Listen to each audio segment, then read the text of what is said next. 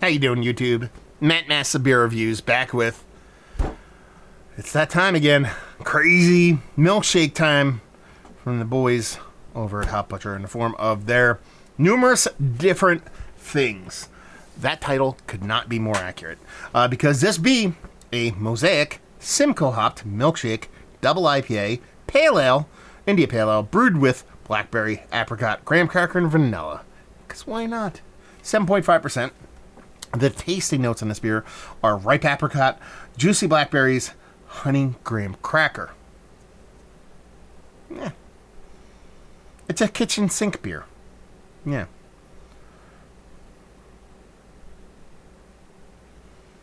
Yeah. I'm trying to find a connection to the label there. Jet's the label. Doing what they do. I should start doing the pour again. I used to do the pour up here for you guys. I don't know why I don't do that anymore. Okay. Listen, they said there's blackberry and apricot and all kinds of stuff in there, but it was a black and white label, so I'm taken a little back by the color. I thought it was going to come out different. I don't know why. Blackberry, apricot, graham cracker, vanilla. That's probably what it should look like. It just, I don't know, black and white label threw me. Don't hate. I'm weird. Burps. That looks like a couple different kind of beers. One, it looks like that kind of beer. It actually looks like one of those kind of new school fruit smoothie beers, but the head's a little bit too kind of not creamy. You know what it looks like the most to me? Like blindly, if I didn't know what it was. Like every now and then, that's my favorite color of Bière de Garde. There's like basically 3 colors of Bière de Garde when it comes to that styling of beer. And it's usually yellow, darker, brownish, malty-ish, and then a little bit of fruited color. That's what it looks like to me. So, yeah, looks like a fruit beer. How about that? Let's get a nose.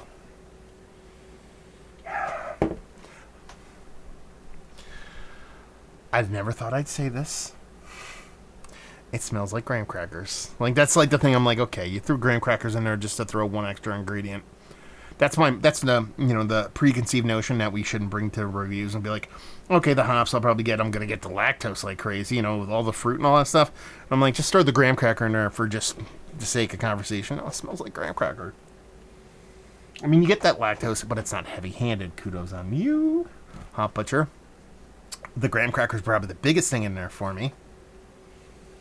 And there's a little soft fruitiness in there.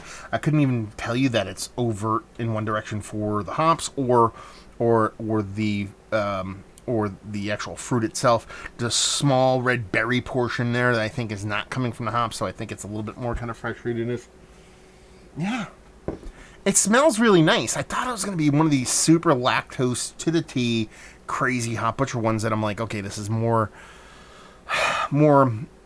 fruit smoothie or more not beer than beer kind of thing. And while this isn't truly all beer here, it has beer vibes to it. Let's dive in. Cheers.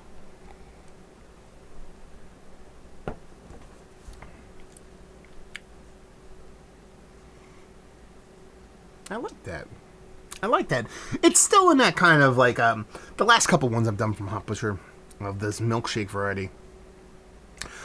It has been a lot of kind of like, it's, you know, 75% adjunct, 25% beer. This one's really close to 50-50. I get a nice maltiness to it. Sure, there's a little bit of confusion between the maltiness and graham cracker, but I get a nutty malt that I don't believe is coming from that graham cracker. I get a nice bittering in here. It's actually super welcome because you're talking about that fruit, you know, lactose, all those things, and then you get that kind of what I assume is a green bittering, but it's kind of trumped by a lot of those adjuncts, but that bitterness kind of fights through. It kind of grounds it a little bit. It kind of cements it in beer realm. The hops are there. It's not on fruit on fruit on fruit. Now, it feels nice. I mean, not a super sultry lactose milkshake level stuff, but pretty damn nice.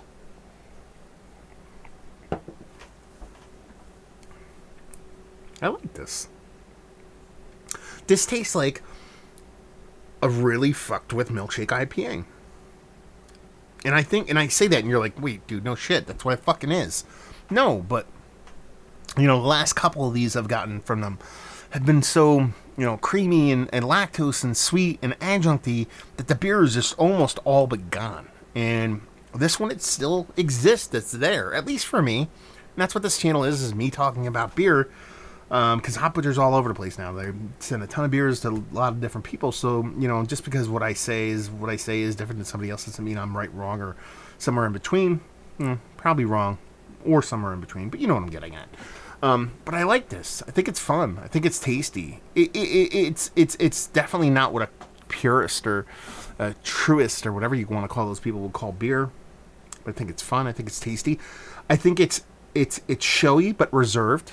And that's the thing that kind of impresses me the most, is that with everything thrown at this beer, the volume is knocked back just a little bit on every portion to where it's still in balance. Those other beers were kind of in balance, but balanced hair on fire roller coaster in balance.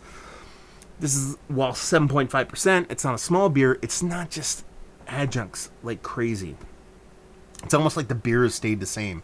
They just dialed all those adjuncts back just a little bit, to where they're a little bit more in line with the actual beer portion of the show, to where I like it. And the fact that it's just not overly sweet just really kind of turns me on. I like this. This is fun. I didn't think I was going to like this last one of these.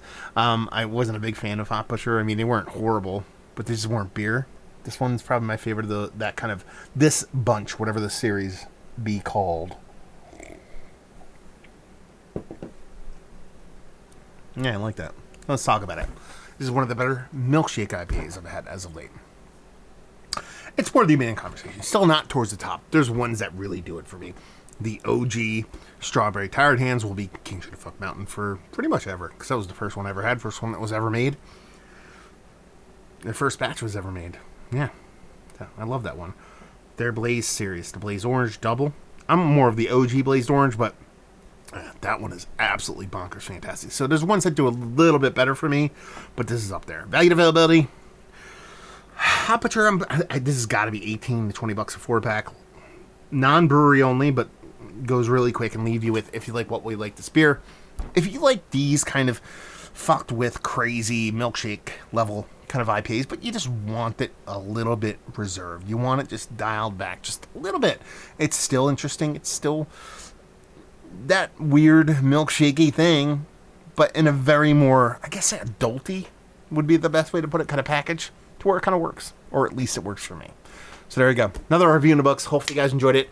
Down there if you want to talk about it. Massive Beers if you want to check me out doing the social media stuff. Beer Massive. Want to check me out doing the whole podcasting thing, and hopefully you guys enjoyed the review. Hopefully you're enjoying a little bit of Hop Butcher right now, and hope to see you next time. Cheers.